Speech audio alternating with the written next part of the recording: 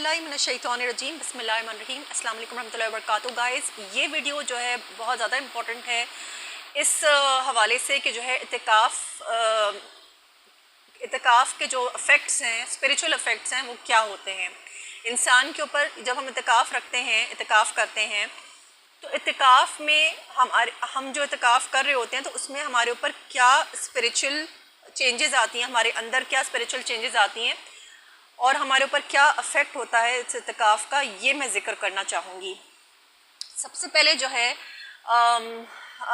27वीं शब है आज, और मेरा ख्याल है कि 3 दिन रहते हैं इतिकाफ़, आप रख सकते हैं, 3 रोज़े हैं मेरा ख्याल है, तो 3 दिन का इतिकाफ़ रख लीजिए, नहीं तो 1 दिन का इतिकाफ़ रखिए। और मैं इसके साथ आपके साथ जो शेयर करूँगी वो सारी चीज़ें जो मुझे इतिकाफ़ में महसूस हुई, इसके अफ़ेक्ट्स क्या होते हैं।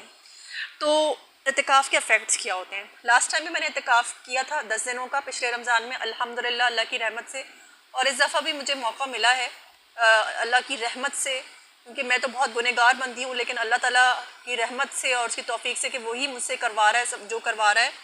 अल्लाह ताला हम सबको इतिकाफ़ रखने की सही तरीके से और उस पर उसका सही तरीके से उसका इस्तेफ़ादा करने की, उससे फ़ायदा उठाने की नेक तौफीक अता फरमा दे, आमीन आमीन। और तमाम फ़यूज़ और बरक़ात, तमाम रहमतें हमें अता फरमा दे, तमाम बरकतें अता फरमा दे इतिकाफ़ में। देखिए बहन भाइयों, अगर आप मायूस होने की ज़रूरत नहीं है, 3 दिन रहते हैं अभी इतिकाफ़ रमज़ान के, और फिर 1 दिन, अगर आप 3 दिन नहीं कर सकते इतिकाफ़ तो कम से कम 1 दिन का ही रखिएगा। और इतिकाफ़ में मैंने आपको जो है मतलब बताया था कि देखें, आप जैसे आपका रोज़ा होता है, सारी चीज़ें, लेकिन आपने कुरान भी पढ़ना होता है तर्जुमे के साथ, आपने जिक्र भी करना होता है बीच में जो है ना, और ये है सबसे इम्पोर्टेंट कि आपने सेक्सुअल एक्टिविटी से दूर रहना होता है। तो वो लोग जो है जो पोर्नोग्राफी से बहुत करीब है, मतलब पोर्नोग्राफी करते हैं और मतलब वॉश करते हैं सब कुछ, तो उनके लिए जो है, या जो सेक्सुअल डिज़ायर्स में जिनकी बहुत ज़्यादा होती हैं, और जो कुछ भी है, तो जो कुछ भी गुनाह इंसान से होता है, तो आप जो है इस डिज़ायर को, इन एनिमल इंस्टिंक्ट्स को, बल्कि तमाम एनिमल इंस्टिंक्ट्स को, तमाम बुराइयों को तोड़ने का बेहतरीन जो है ना रेमेडी कहूँगी, बेहतरीन इलाज है ये इतिकाफ़। क्योंकि देखिए रोज़े में ये होता है कि हम, रोज़ा इंसान की सेक्सुअल डिज़ायर को ज़रूर ब्रेक करता है, लेकिन इतिकाफ़ इस कम्प्लीटली लाइक आप जो है सेक्सुअल एक्टिविटी से दूर रहेंगे, ठीक है, इतिकाफ़ में। और फिर जाहिर है कि जब आपने इतिकाफ़ रखा है 24 घंटे, तो ये तो नहीं है ना कि आपने सो के गुजारना है, तो आपने जो है अपने कुरान लेके तर्जुमे के साथ पढ़ना है, आपने तफसीर के साथ पढ़ना है, आपने ज़िक्र करना, अल्लाह ताला का दुआएं मांगनी है, तो ये सारे काम भी हमें करने हैं इतिकाफ़ में। तो बस और साथ में जो है, ये मुझे सबसे इम्पोर्टेंट बात फील हुई है। तो जो भी मेरे बहन भाई, उनको फील होता है कि रमज़ान में भी वो मायूस हो रहे हैं कि भाई रमज़ान में भी हम पोर्नोग्राफी को नहीं छोड़ पा रहे हैं, क्योंकि देखिए अक्सर ये होता है कि कुछ लोग होते हैं, अक्सर बहन भाई ऐसे हैं कि जो है ना वो अपने आप को रमज़ान में सही कर लेते हैं, उनकी जो मिस्टेक्स कर रहे होते हैं आम दिनों में, और सिर्फ ये सेक्शुअली नहीं बल्कि गीबत है, झूठ बोलना, ग्रीडीनेस, ठीक है ना, लालच, हसद, कीना, पीछे बैठ के दूसरों की गीबत करना, बातें बनाना, तंज करना, मतलब जितनी भी बुरी आदतें हैं ना, उन सब से अल्लाह ताला ने दूर कर रहने के लिए बोला है ना रोज़े में। तो अगर लेकिन अगर कुछ लोगों में बहुत ज़्यादा जब बढ़ जाती है ये जो चीज़ है, या सेक्सुअल चीज़ भी, कि पोर्नोग्राफी की आदत ब्रेक नहीं हो रही, और अक्सर लोग कहते हैं, मैंने सुना है लोगों को कहते हुए कि ये एक मरतबा जब कोई पोर्नोग्राफी देखता है तो नहीं उसको स्टॉप कर सकता। तो ये जो है बेहतरीन इतिकाफ़ मौका है कि आप अपनी इन चीज़ों को ब्रेक करें। इतिकाफ़ बेहतरीन मौका है, बेहतरीन रेमेडी है उस चीज़ के लिए।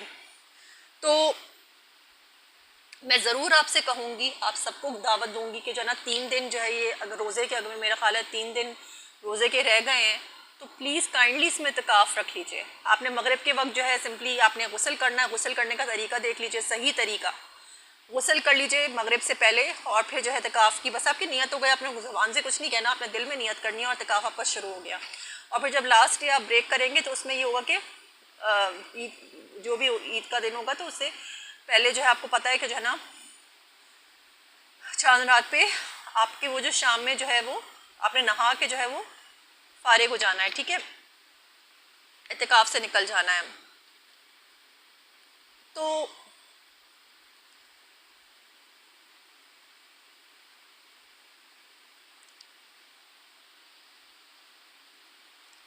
मैं सिर्फ आप लोगों को ये बताना चाह रही हूँ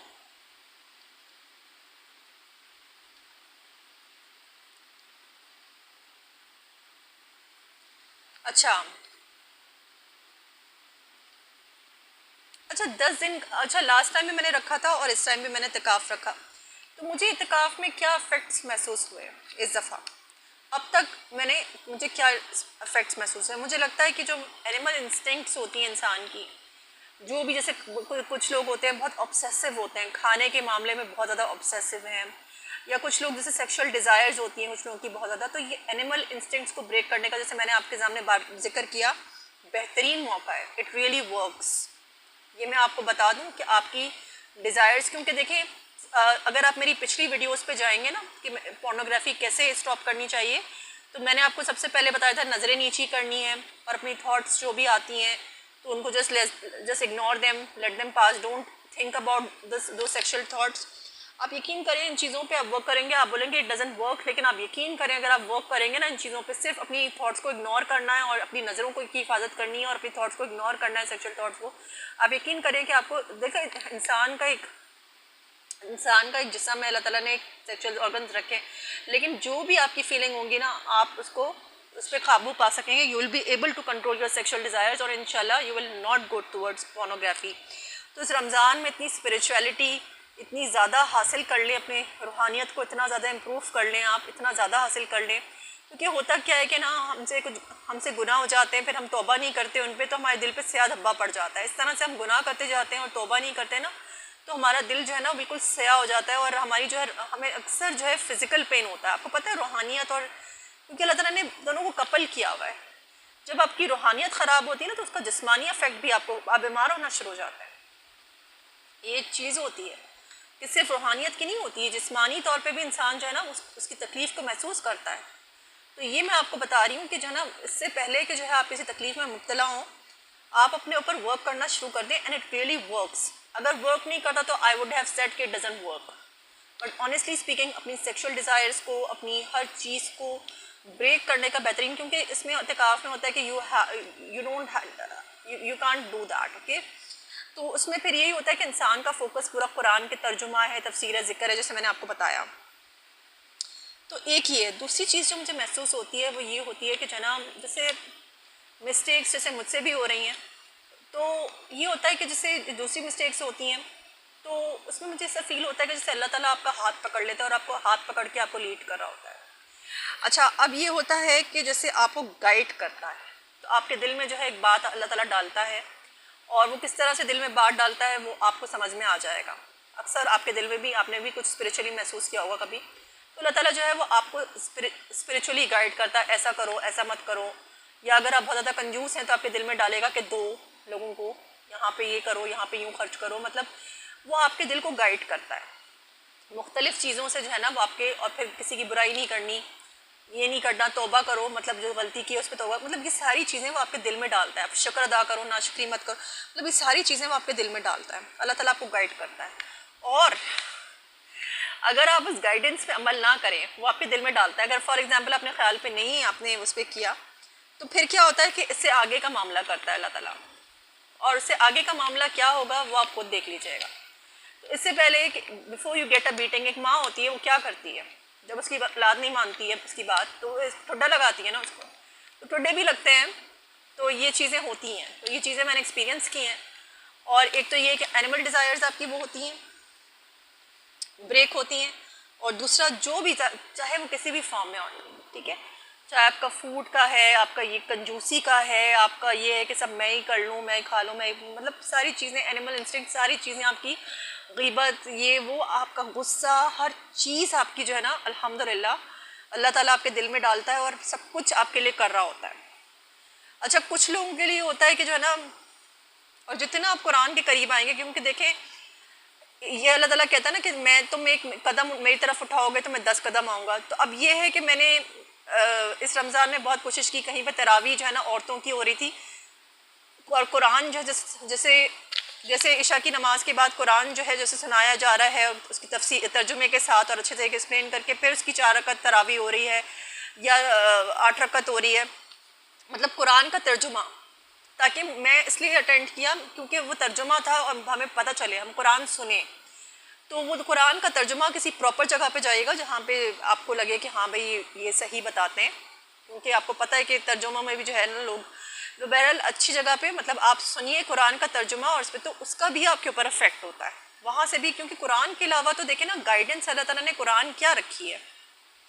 जैसे हज़रत मूसा अलैहि सलाम का जिक्र हो रहा था कि हज़रत मूसा अलैहि सलाम के पास असा था, उनका मौजा असा था। हमारा मौजा क्या है? हमारा मौजा है कुरान, क्योंकि रसूल सल्लल्लाहु अलैहि वसल्लम का मौजा क्या था? रसूल सल्लल्लाहु अलैहि वसल्लम का मौजा क्या था? कुरान था। तो हमारा मौजा क्या है? कुरान है।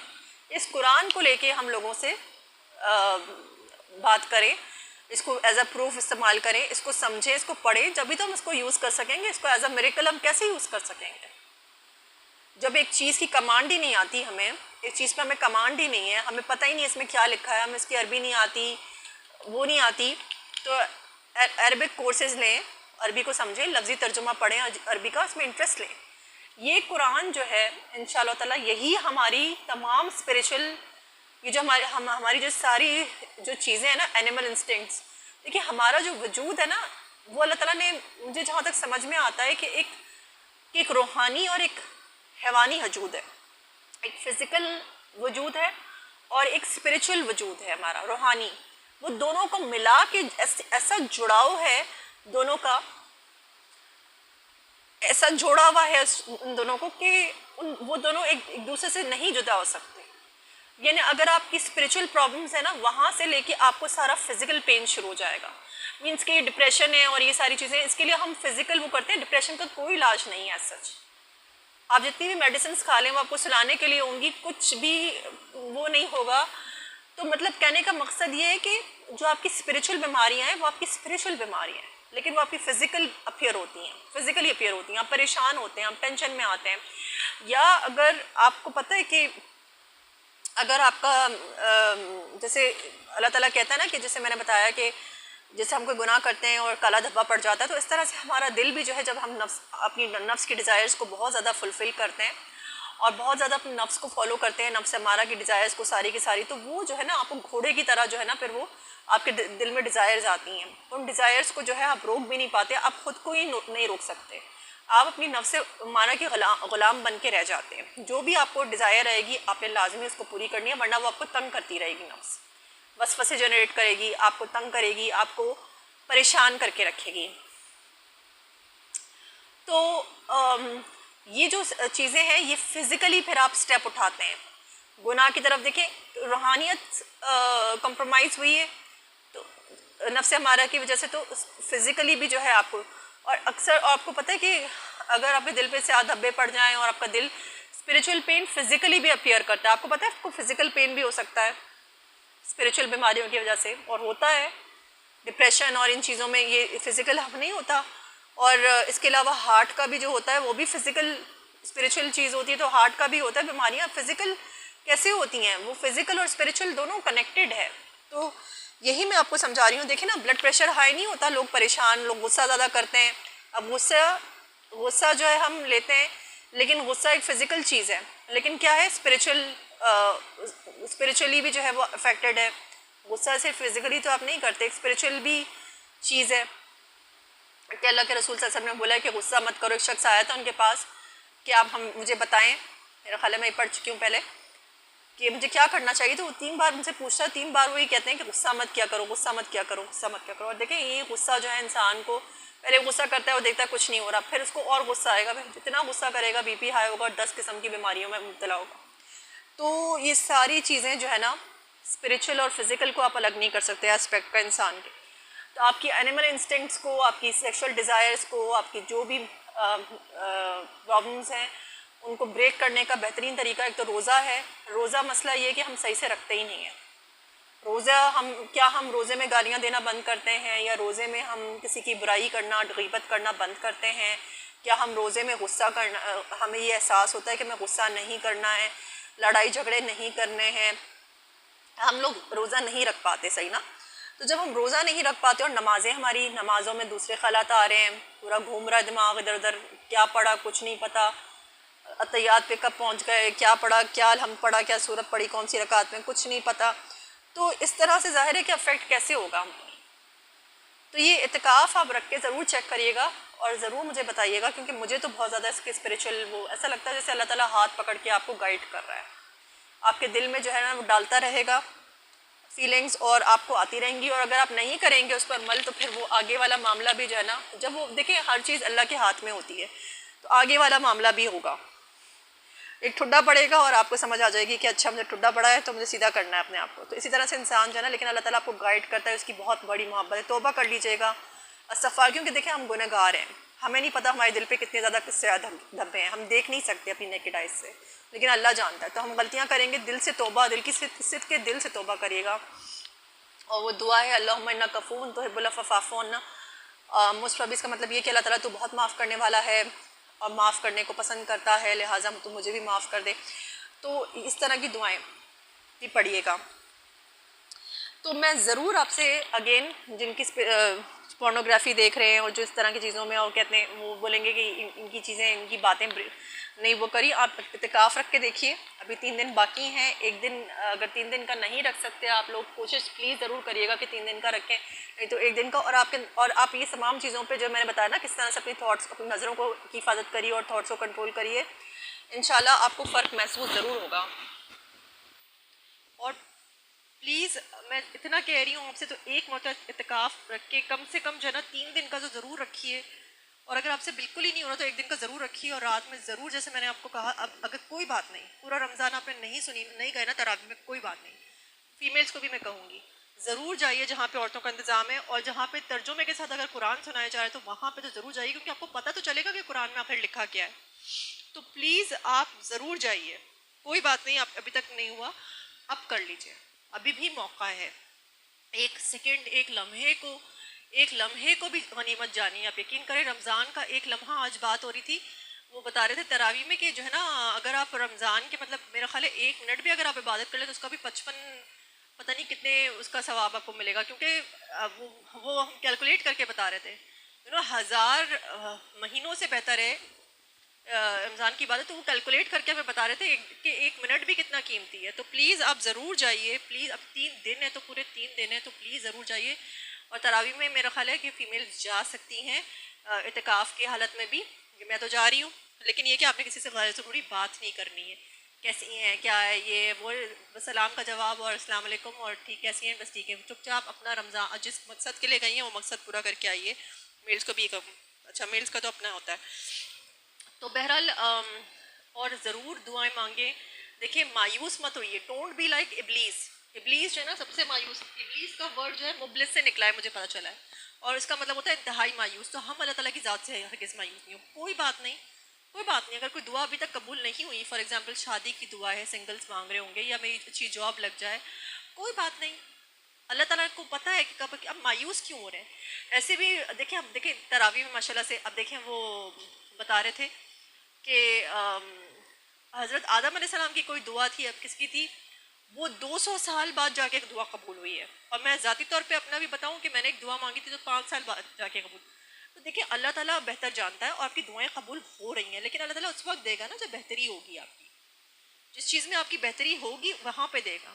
अब आपकी एनिमल इंस्टिंक्ट्स और तमाम चीज़ें, मतलब ये सारी चीज़ें हमें सही करनी पड़ेंगी। लाइक अगर आप सिंगल भी हैं, यू वांट टू मैरी, लेकिन आप ये सोचें कि अगर आपकी शादी हो जाए और मतलब आप अपने आप को सही ना करें एज एन इंडिविजुअल, और फिर जो है जाके बाद में लड़ाइयाँ हो रही हैं, प्रॉब्लम्स क्रिएट हो रहे हैं, और शादी के बाद भी फॉर एग्जांपल कोई पॉर्न देख रहा है या कुछ तरह, मतलब यू हैव टू, ये नहीं है कि एकदम से कंट्रोल आएगा, ठीक है ना, you need to break your, मतलब अपनी अपनी जो आदतें उनको शादी से पहले ही सुधारना होगा ना। फिर अल्लाह ताला जब बेहतर समझेगा इंशाल्लाह ताला। मेरे सामने लड़की, कितने लोगों की शादियाँ हुई हैं, इवन 42 ईयर्स में भी लड़कियों की शादियाँ हुई हैं, कुछ लड़कियों की 49 ईयर्स की, 50s में भी भाई, और अल्लाह ताला ने उनको औलाद से भी नवाजा है। तो प्लीज़ रिलैक्स, ओके, इस तरह की बातें नेगेटिव नहीं सोचना चाहिए। अच्छा, आज जो है मैंने सोचा था कि अपने बहन भाइयों से कुछ शेयर करूँगी, तो मैंने अल्लाह ताला से दुआ की कि अल्लाह ताला कोई ऐसी नसीहत कर दीजिए। 27वीं शब है, उम्मीद करती हूँ कि शब कदर, अब देखिए, अब शब कदर तो किसी भी रात को हो सकती है, 21वीं, 23वीं, 25वीं, 27वीं, 29वीं। तो हमें उम्मीद करनी चाहिए कि बस अल्लाह ताला हमें मिलवा दे शब कदर। तो दूसरी चीज़ ये है कि जो है ना, मैंने अल्लाह ताला से दुआ मांगी कि अल्लाह ताला प्लीज़ कोई अच्छी सी जो है ना, आप ताक रात है, प्लीज़ कोई अच्छी सी, आज 27वीं शब है, क्या पता शब कदर होना हो, अल्लाह बेहतर जानता है कि कौन सी शब, 21वीं शब में भी हो सकता था, हो सकता है कि 29वीं शब में हो, या हो सकता है आज हो शब कदर, ये अल्लाह बेहतर जानता है। अल्लाह ताला ने इस चीज़ को अपने साथ रखा है, इस इल्म को। तो बहरहाल मैं ये कहूँगी कि लेकिन ये कि आज की रात को भी शब कदर, हर ताक रात को शब कदर ही समझ के गुजारा जाए ना, हमें ये करना चाहिए।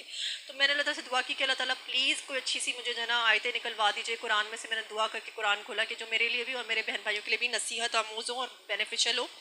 तो कुछ ऐसी आयतें निकली हैं कुरान की, सूरह अंबिया की, वो उसका तर्जुमा मैं आपके साथ शेयर करूँगी, साथ में फुट नोट्स भी पढ़ लूँगी, ठीक है, ताकि वीडियो ज़्यादा लंबी ना हो। औज़ुबिल्लाहि मिनश्शैतानिर्रजीम, मैं अल्लाह की पनाह में आती हूँ शैतान मरदूद से। बिस्मिल्लाहिर्रहमानिर्रहीम, अल्लाह के नाम से जो बेइंतहा मेहरबान नहायत रहम वाला है। अब देखिए, जो भी आप दुआ पढ़ा करें ना, सिर्फ ज़बान से औज़ुबिल्लाहि मिनश्शैतानिर्रजीम, दिल के गहराइयों से मांगा करें कि अल्लाह ताला मुझे शैतान के, जो भी आप पढ़ रहे हैं ना उसको दिल में भी, जिस तरह हम नमाज में जो कुछ पढ़ रहे होते हैं ना, तो हम दिल से अल्लाह ताला से दिल से जो है ना मतलब उस चीज़ को वो करें।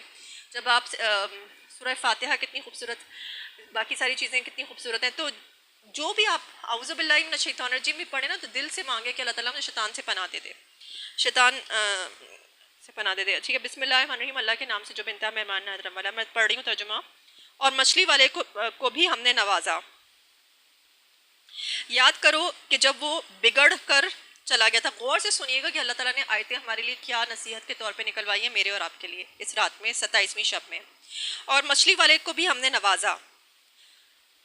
याद करो जबकि वो बिगड़ कर चला गया था और समझा था कि हम उस पर गिरफ्त ना करेंगे। अब और मछली वाले को भी हमने नवाजा। तो इसका जो है क्या फुटनोट्स है, फुटनोट्स मैं पढ़ती हूँ।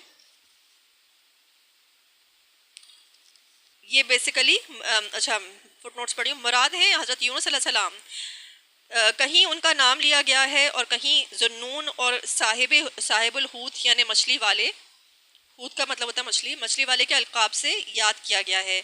मछली वाला उन्हें इसलिए नहीं कहा गया कि वो मछलियाँ पकड़ते या बेचते थे, बल्कि इस बिना पर कि अल्लाह ताला के इज़्न से एक मछली ने उनको निगल लिया था, जैसा कि सूरह साफ़ात आयत 142 में बयान हुआ है। आगे पढ़ियो तर्जुमा। याद करो जबकि वो बिगड़ कर चला गया था और समझा था कि हम उस पर गिरफ्त ना करेंगे। इसके फुटनोट्स क्या हैं? यानी वो अपनी कौम से नाराज़ होकर चले गए कबल इसके कि खुदा की तरफ से हिजरत का हुक्म आता, कबल इसके कि खुदा की तरफ से हिजरत का हुक्म आता और उनके लिए अपनी ड्यूटी की जगह से हटना जायज़ होता। क्योंकि पैगम्बरों के ऊपर ज़्यादा सख्ती होती है और जो लोग अल्लाह से करीब होते हैं और जो लोग कुरान सिखाते हैं और पढ़ाते हैं, कुरान को लेके जो है मतलब लोगों को सिखाते हैं, पढ़ाते हैं, तर्जुमा भी पढ़ाते हैं या जो भी सिखाते हैं, तो उनको अपनी जहाँ पे वो ड्यूटी दे रहे होते हैं वहाँ से हटने का जो है ना इतना वो नहीं होता। पैगम्बरों का और नबियों का तो मामला ही अलग है, उनके ऊपर और सख्ती है कि जहाँ पे उनको अल्लाह ताला ने ड्यूटी दी है, जिस कौम में उनको ड्यूटी दी है वो उसी लैंग्वेज में होता है, उसी लैंग्वेज में जो है वो ही बोलते हैं, उन्हीं के लोग होते हैं, उनकी कौम होती है। तो उनको लीव करना जब तक कि अल्लाह का हुक्म ना आए तो ये अलाउड नहीं होता है। लेकिन वो क्या होता है कि अपनी कौम से बिगड़ के चले जाते हैं। जिस तरह से नबियों को परेशान किया जाता, पैगम्बरों को परेशान किया जाता, वैसे वो भी जो है बहुत ज़्यादा बिगड़ गए अपनी कौम पर। याद करो जबकि वो बिगड़ कर चला गया था और समझा था कि हम उस पर गिरफ्त ना करेंगे, और मतलब वो समझा था कि जो है इस बात पे कि वो मेरी मर्ज़ी के मुताबिक, अल्लाह की मर्ज़ी के बगैर जो है वो हिजरत कर गए थे। वो समझे थे कि अल्लाह ताला कह रहे, वो समझे थे कि अल्लाह ताला उन पर गिरफ्त नहीं करेंगे, इस बात पे कि वो अल्लाह की मर्ज़ी के बगैर चले गए, हिजरत कर गए। आगे पढ़ी हूँ। आखिर को उसने तारीकियों में से पुकारा, नहीं है कि खुदा मगर तू, पाक है तेरी ज़ात, बेशक मैंने कसूर किया। अब आखिर को उसने तारीकियों में से पुकारा, नहीं है कोई खुदा मगर तू, पाक है तेरी ज़ात, बेशक मैंने कसूर किया। ये ला इलाहा इल्ला अंता सुब्हानका इन्नी कुन्तु मिनज़ ज़ालिमीन का तर्जुमा है। अब इसके फुटनोट्स क्या हैं वो भी मैं पढ़ लेती हूँ। यानी कि मछली के पेट में से जो खुद तारीक था और ऊपर से समंदर की तारीकियाँ मज़ीद। तो एक तो ये था कि मछली का पेट था जिसमें जो तारीकी थी और जो समंदर की तारीकी थी मज़ीद। तो आखिर को उसने तारीकियों में से पुकारा, नहीं है कोई खुदा मगर तू। अब ये ला इलाहा इल्ला अंता सुब्हानका इन्नी कुन्तु मिनज़ ज़ालिमीन का वो है तर्जुमा, नहीं है कोई खुदा मगर तू, पाक है तेरी ज़ात, बेशक मैंने कसूर किया।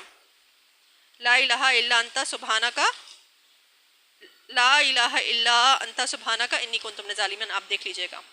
आगे मैं पढ़ी हूँ। तब हमने उसकी दुआ कबूल की और गम से उसको निजात बख्शी, और इसी तरह हम मोमिनों को बचा लिया करते हैं। तो अल्लाह ताला कहता है तब जब उसने हमसे तौबा की, जब उसने हमारी तरफ माफ़िया मांगी, दिल से माफ़िया मांगी, जब उसने तौबा की, जब उसने ला इलाहा इल्ला अंता सुब्हानक, हम पढ़ते हैं ला इलाहा इल्ला अंता सुब्हानक अन्नी कुन्तु मिनज़ ज़ालिमीन, हम तस्बीह पढ़ रहे होते हैं, लेकिन दिल में ना समझ में कुछ आता है, ना दिल से तौबा होती है। ये तौबा थोड़ी ना होती है कि आप तौबा तौबा तौबा तौबा तौबा तौबा इस तरह तस्बीह करें या अस्तगफिरुल्लाह अस्तगफिरुल्लाह।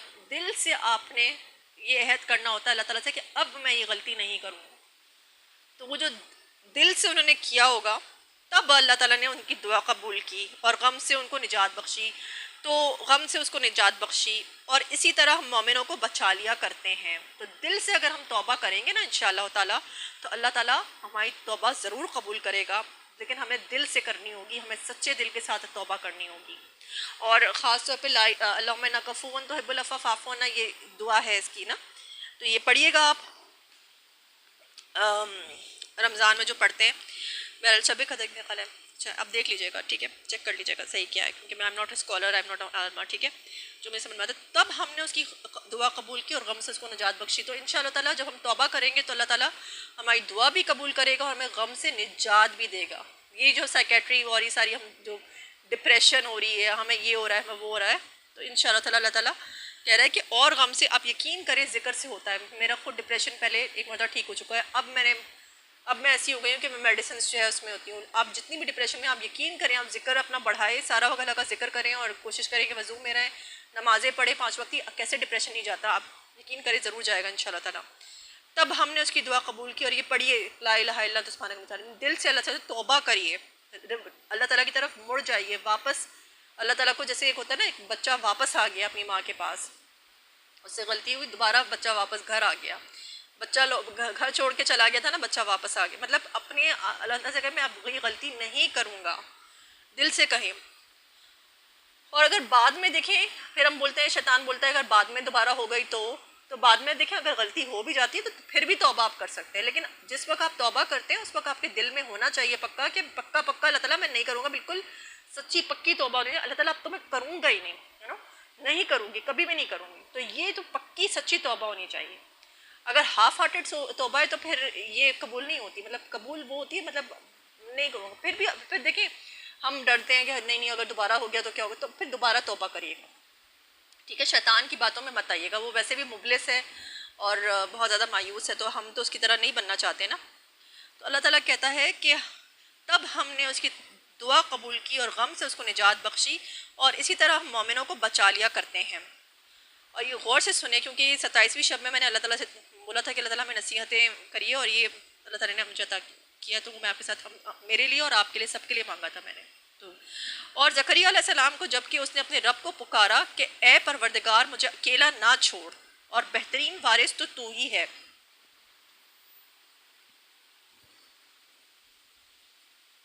बस हमने उसकी दुआ कबूल की और उसे यहया अलैहिस्सलाम अता किया, और उसकी बीवी को उसके लिए दुरुस्त कर दिया। ये लोग नेकी के कामों में दौड़ धूप करते थे और हमें रुग़बत और खौफ के साथ पुकारते थे और हमारे आगे झुके हुए थे। अब ये वाले जो ज़करिया अलैहिस्सलाम का जो किस्सा है, ये बेसिकली मरियम अलैहिस्सलाम के खालू थे, यानी कि जो मरियम अलैहिस्सलाम की जो अम्मी थी उनकी जो है बहन के शोहर थे, ठीक है, खालू थे। ज़करिया अलैहिस्सलाम मरियम अलैहिस्सलाम के खालू थे। तो जब मरियम अलैहिस्सलाम, तो मतलब ज़करिया अलैहिस्सलाम अल्लाह ताला से को पुकारते हैं कि परवरदिगार मुझे अकेला ना छोड़ और बेहतरीन वारिस तो तू ही है। अब इनके भी जो है किस्सा मेरा ख्याल है कि उसमें आ चुका है, क्या नाम है, सूरह मरियम में आप देख लीजिएगा, ज़करिया अलैहिस्सलाम का किस्सा आ चुका है कि वो बूढ़े हो जाते हैं बहुत ज़्यादा, उनकी वाइफ भी बांझ हो जाती हैं, ज़ाहिर है कि वो भी ओल्ड हो जाती हैं, तो उनको होता है कि अब हम लोग ऐसे ही चले जाएंगे, उनकी कोई औलाद नहीं होती, तो वो ए परवरदिगार मुझे अकेला ना छोड़ और बेहतरीन वारिस तो तू ही है। अब देखिए वो भी नबी थे, उनके पास भी औलाद नहीं थी, वो भी बूढ़े हो चुके थे औलाद की आस में। अब देखिए आप मेरे ख्याल मरियम अलैहिस्सलाम, वो सूरह मरियम में आप चेक करिएगा 19 नंबर की सूरत है, कहते हैं मैं बूढ़ा होकर सूख चुका हूँ, मेरी बीवी बांझ है।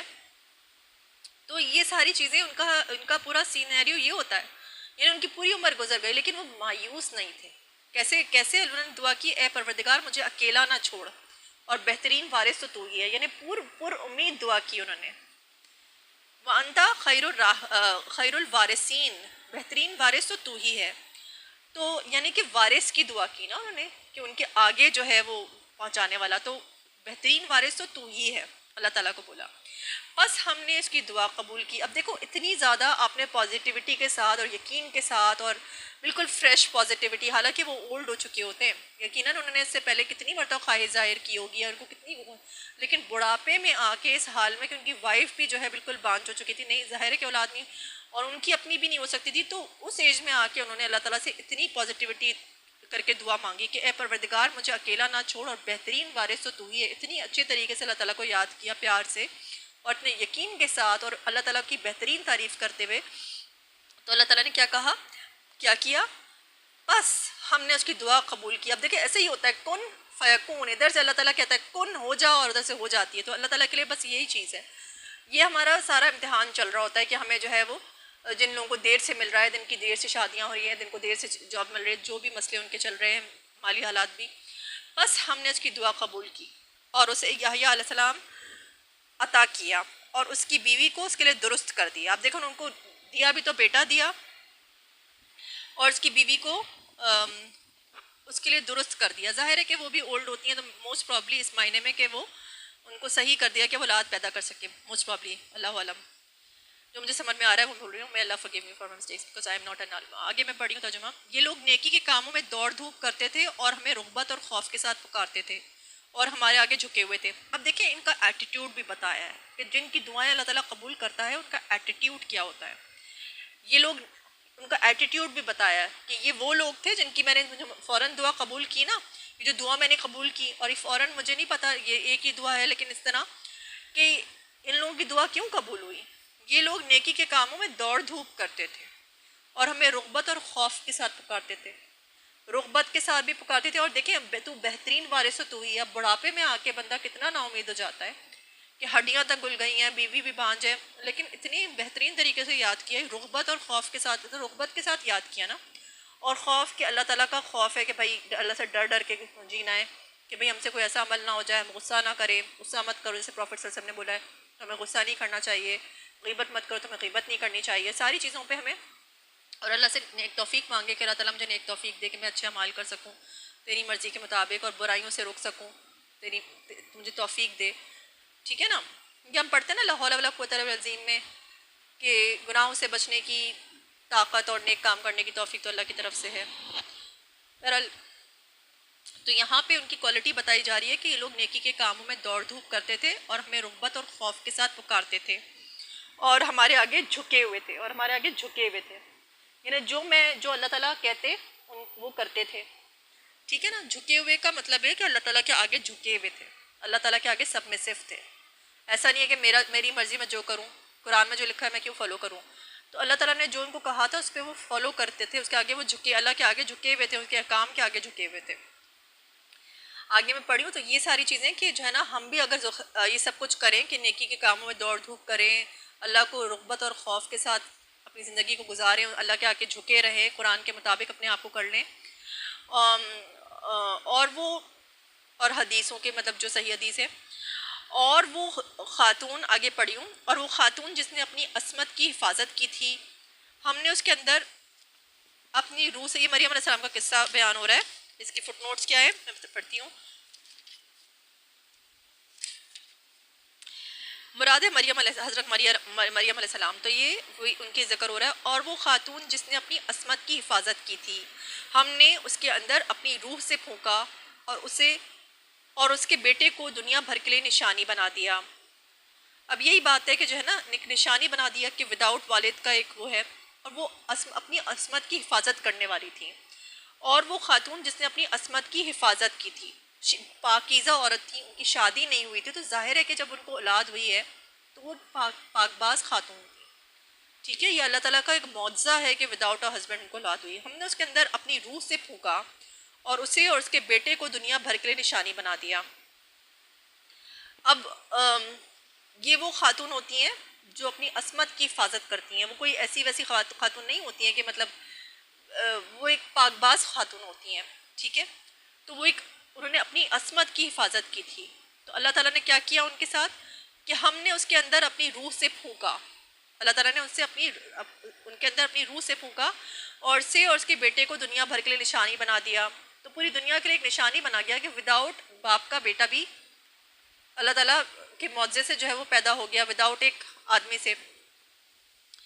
तो ये जिस तरह से अक्सर जगहों पे होता है कि मरियम अलैहिस्सलाम की एग्जांपल दी जाती है कि मेरेकलियस है, तो मेरेकल बर्थ है जीसस क्राइस्ट की और मतलब ईसा अलैहिस्सलाम की।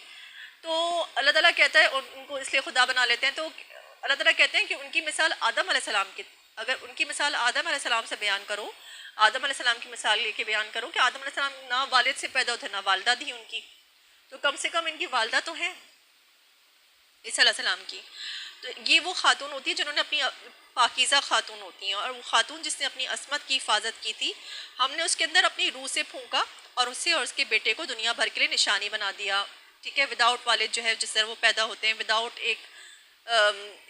एक जो है वो मर्द के वो पैदा होते हैं एक औरत के से। तो आगे मैं पढ़ी हूँ, ये तुम्हारी उम्मत हकीकत में एक ही उम्मत है, ये तुम्हारी उम्मत हकीकत में एक ही उम्मत है और मैं तुम्हारा रब हूँ, बस तुम मेरी इबादत करो। मगर ये लोगों की कारस्तानी है कि उन्होंने आपस में अपने दीन को टुकड़े टुकड़े कर डाला, सबको हमारी तरफ पलटना है। अब यहाँ पे अल्लाह ताला बता रहा है कि तुम्हारी जो उम्मत है, रसूल सल्लल्लाहु अलैहि वसल्लम को कह रहा है ये एक ही उम्मत है। ठीक है, उम्मत तो एक ही है और तुम्हारी जो उम्मत है ना उसका रब भी मैं हूँ, बस तुम मेरी इबादत करो।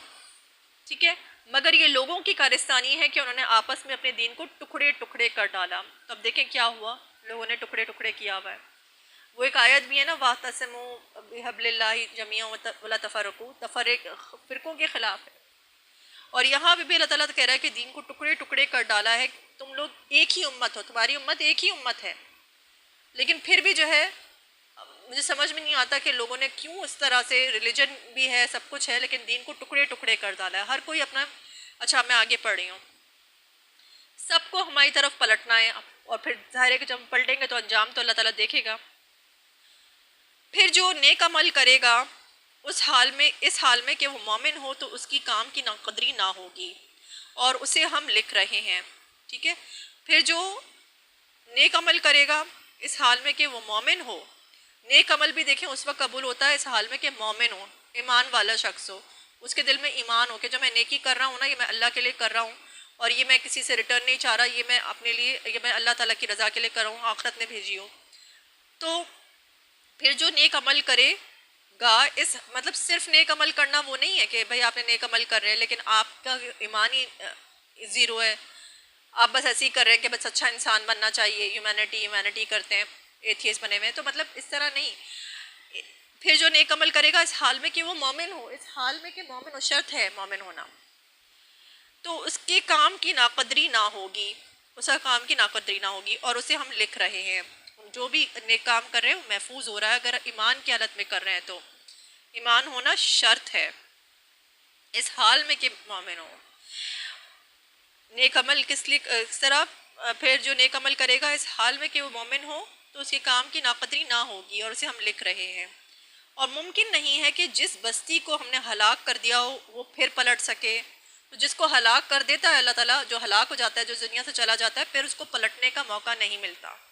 तो अल्लाह ताला हमें नेक तौफीक दे कि हम अभी और इसी वक्त जो है अपने आप को नेक अमल की तरफ और अल्लाह ताला के आगे झुकने की तरफ और अल्लाह ताला के कामों में दौड़ धूप करने के लिए अल्लाह ताला हमें नेक तौफीक दे कि हम ऐसा बंदा बना, कि हम ऐसे लोग बने जो अल्लाह की राह में दौड़ धूप करते हों और अल्लाह ताला को खौफ और रग़बत से पकारते हों, उसको बहुत ज़्यादा शुक्र अदा भी करते हों। और मुमकिन नहीं है कि जिस बस्ती को हमने, और एक चीज़ हमारे अंदर बहुत बीमारी मैंने देखी हुई है, तकब्बुर, अपने आप को कुछ समझना, आगे वाले को हेट समझना, अपने आप को कुछ समझ लेना। देखिए आप दूसरे को नलिफाई किस बेसिस पे कर रहे हैं, हो सकता है कि वो आपसे बेहतर हो। अगर आपके पास कोई बेस नहीं है ना किसी को नलिफाई, यहाँ पे किसी को कुछ आप टोक दें किसी गलत बात पे, उसको जो है पारा है हो जाता है इस बात पे कि इसने मुझे कैसे टोक दिया। हालांकि अगर गौर से सोचे तो वो गलती होती है आपकी, हो सकता है कि आगे वाले का बोलने का अंदाज ठीक ना हो, लेकिन अगर आप वाकई गलती पे हैं तो अपनी गलती आप सुधार भी सकते हैं। लेकिन हम लोग इतना हो जाते हैं, मैं तकब्बुर है, अल्लाह ताला हमें हिदायत दें, नेक तौफीक दे कि हम इब्लीस की तरह तकब्बुर ना करें और नाशुक्री ना करें। अच्छा, और मुमकिन नहीं है कि जिस बस्ती को हमने हलाक कर दिया हो वो फिर पलट सके। तो ये अल्लाह ताला ने बोला है कि मुमकिन नहीं है उस बस्ती का जिसको हमने हलाक कर दिया उसे वो फिर पलट सके। तो एक मरतबा मौका मिलता है, अल्लाह ताला एक मरतबा ये जो है एक मरतबा नहीं, मतलब कई मरतबा मौका देता है। मतलब एक मरतबा का जब हलाक हो जाता है, ख़त्म कर देता है, फिर दोबारा से अल्लाह ताला दोबारा उसको मौका नहीं देता, गए तो गए बस। आगे मैं पढ़ी हूँ, यहाँ तक कि जब याजूज माजूज खोल दिए जाएंगे। अच्छा, और मुमकिन नहीं है कि जिस बस्ती को हमने हलाक कर दिया हो वो फिर पलट सके, यहाँ तक कि जब याजूज और माजूज खोल दिए जाएंगे और हर बुलंदी से वो निकल पड़ेंगे